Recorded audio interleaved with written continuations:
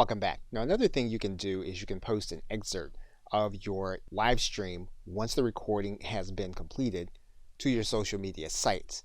Now obviously the social media sites favor those videos that are native to their platform and those that you upload directly.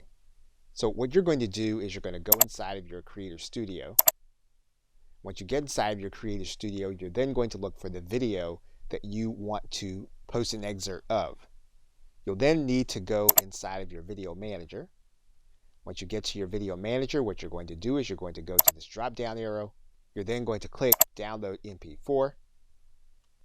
So in the case of Facebook, you'll just click the add photo or video button. You'll select the video. You'll write in your commentary and then you'll click post. In the case of LinkedIn, what you're going to do is you're going to go to your post area. You're then going to click share videos. You'll then grab your video and then you'll click upload. You'll write in your commentary and then you'll click post.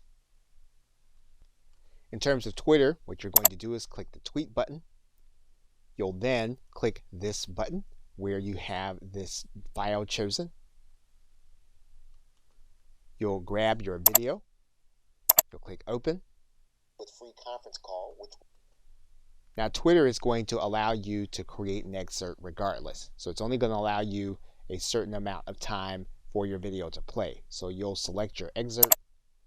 You'll then click done. And then your post will update with your video.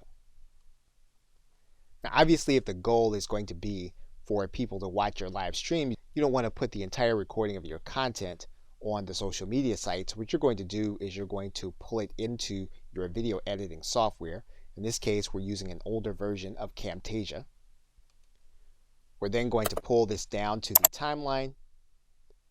We're going to select an excerpt. We're going to cut off most of it. And then we're going to put our call to action at the beginning and the end in terms of some kind of slide or overlay.